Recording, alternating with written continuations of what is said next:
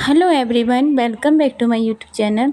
सो दोस्तों, कैसे हैं आप? आई होप आप सभी बहुत अच्छे होंगे। और जैसा कि आप वीडियो में देख रहे हैं, एक परफेक्ट चॉकलेट गनाश मैंने बनाकर रेडी किया है, क्योंकि मेरे पास चॉकलेट केक का ऑर्डर था। और ये चॉकलेट गनाश बनाने की रेसिपी मैंने शॉर्ट में अपलोड कर दी है, आप चैनल पर जाकर उसको देख सकते हैं। तो चलिए वीडियो शुरू कर लेते हैं। और दोस्तों, मेरे पास क्लाइंट का कॉल आया कि उन्हें चॉकलेट ट्रफ़ल केक चाहिए। और जैसा कि उन्होंने बताया कि आपसे मैं पहले एक बार चॉकलेट केक ले चुकी हूँ, सेम मुझे वैसा ही ट्रफ़ल केक चाहिए।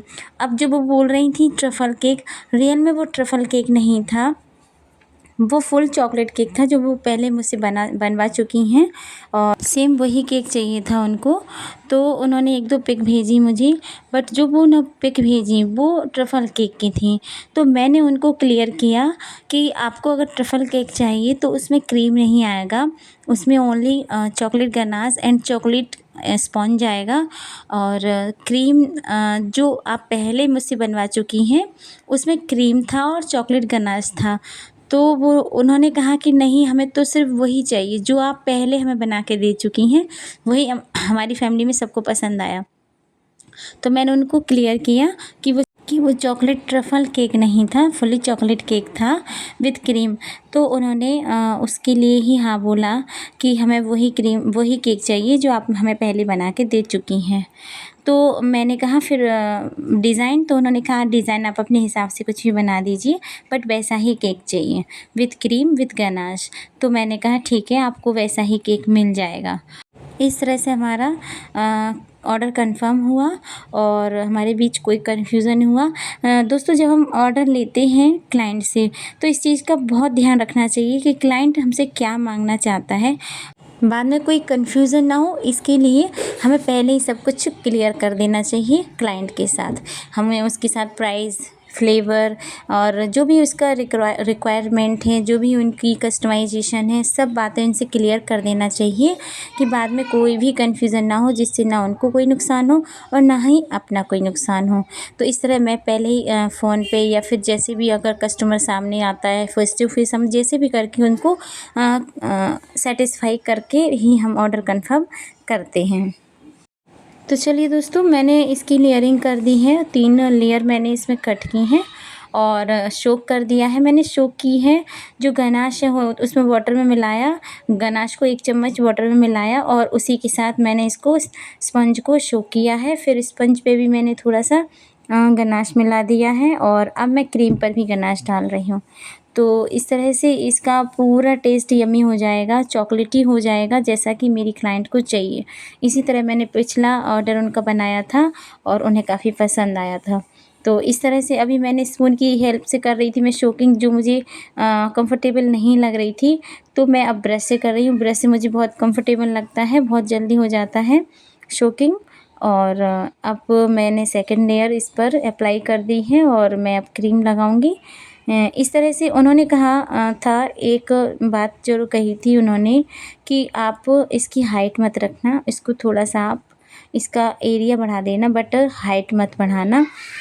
इसलिए मैंने इसको 6 इंच के केक टिन में बेक किया, जिससे इसका वेट भी मेंटेन रहे और इसकी हाइट भी ना बढ़े।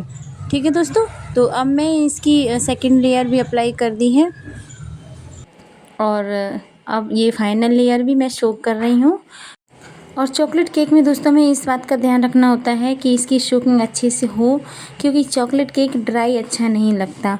चॉकलेट केक हमेशा मॉइस्ट होना चाहिए और हमारा चॉकलेट मॉइस्ट रहे, इसके लिए हमें तीनों लेयर अच्छे से सोक कर देना चाहिए। तो दोस्तों, अब मैं इसकी कर रही हूँ क्रम कोटिंग। और क्रम कोटिंग इसलिए करते हैं ताकि हमारे जो क्रम्स निकल रहे होते हैं ब्रेड में से, स्पॉन्ज में से, वो हमारी क्रीम के साथ स्टिक हो जाएं और फिर हम जब फाइनल आइसिंग करें तो वो अच्छे से स्मूथली हो जाए। ठीक है, तो ये जो हम क्रम कोटिंग करते हैं उसके बाद हमें सेट होने के लिए कम से कम आधे घंटे के लिए फ्रिज में रखना होता है। अगर आप इमरजेंसी में हैं तो कम से कम 20 मिनट तो इसको रखना ही रखना चाहिए।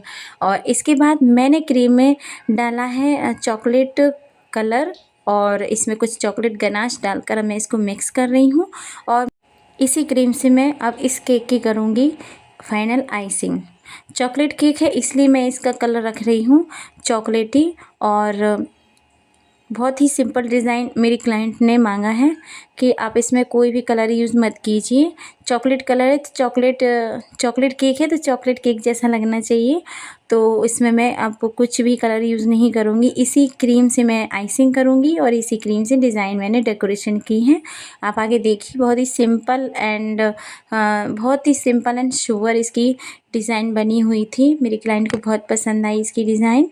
और ये इस क्रीम से मैं कर रही हूँ इसकी फाइनलाइजिंग। पाइपिंग बैग की हेल्प से मैं फाइनलाइजिंग कर रही हूँ। आप चाहें तो डायरेक्ट पैलेट से कर सकते हैं, बट अगर आप बिगिनर्स हैं तो आप इसी तरह पाइपिंग बैग से आइसिंग करिए, जिससे बहुत ही आसानी से हो जाती है, बहुत ही कम समय में। तो अब मैंने ऊपर इसका सरफेस क्लीन कर दिया है और अब मैं साइड में देखिए कितनी आसानी से हो गई ना।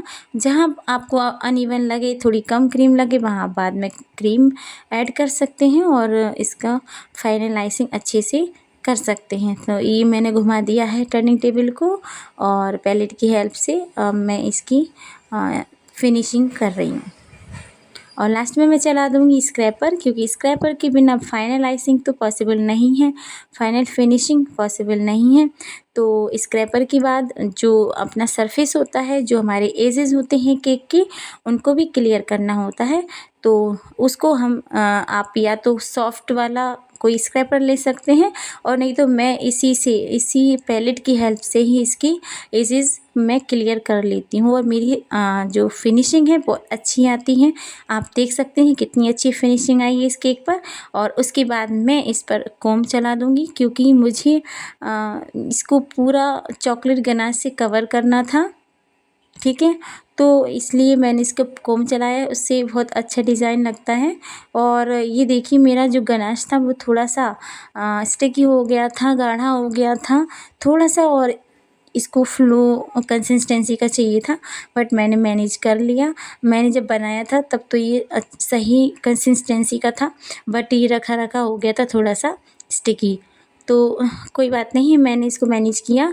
और इस तरह से आप ऊपर से स्प्रेड कर दीजिए और उसके बाद आप किसी साइड वॉल पर स्क्रैपर चला दीजिए। आप पैलेट की हेल्प से इसको स्मूथ कर दीजिए। और इस पर मैंने इस तरह का पैटर्न बना दिया था, वो भी मैंने पैलेट की हेल्प से बनाया था। और ऊपर भी मैंने पैटर्न बना दिया था, ठीक है। और ये वाला लुक बड़ा अच्छा लगता है चॉकलेट केक में। और इस तरह से मेरा केक हो गया चॉकलेट गनाश से कवर। अब मैं इसको केक बोर्ड पर शिफ्ट कर दूँगी। ये सारी जो आइसिंग होती है, जो फिनिशिंग होती है, मैं डायरेक्ट टर्निंग टेबल पर ही करती हूँ। जब वो अच्छे से फिनिशिंग आ जाती है केक में, तो उसके बाद मैं इसको केक बोर्ड पर शिफ्ट करती हूँ। आपको जैसी कंफर्टेबल लगे आप वैसा कीजिए। और ये देखिए उसी क्रीम में थोड़ा और मैंने चॉकलेटी का कलर मिला दिया था और फिर मैं अब इसमें छोटी छोटी रोजेट बनाकर इसको मैं इसका बॉर्डर बना रही हूँ ऊपर। और इसके अलावा मैं कुछ नहीं करूँगी। और इसी तरह का मैं नीचे बॉर्डर बनाऊँगी और बहुत ही प्लेन एंड सिंपल मैं इसका डिज़ाइन रखूँगी।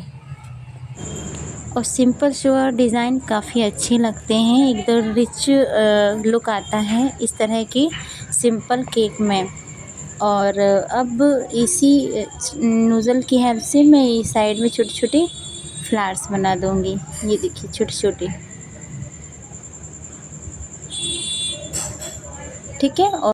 और अब आती है स्प्रिंकल की बारी। सो मैं इन रोजेट पर गोल्डन कलर की छोटी वाली स्प्रिंकल डाल दूँगी और साथ में ही इस सरफेस पर भी जो चॉकलेट गनाश से भरा हुआ है, इस पर भी मैंने छोटी छोटी स्प्रिंकल डाल दी हैं।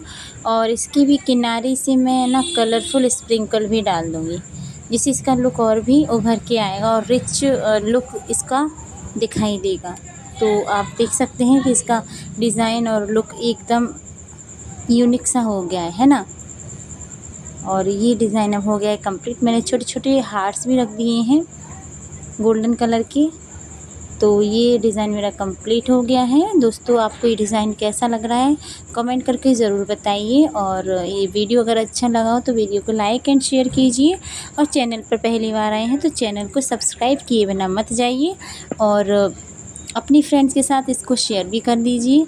तो ये लास्ट में मैं इसको पैक कर रही हूँ, क्योंकि मेरे क्लाइंट आ गई थी केक लेने के लिए और मैंने इसको पैक करके उनको दे दिया।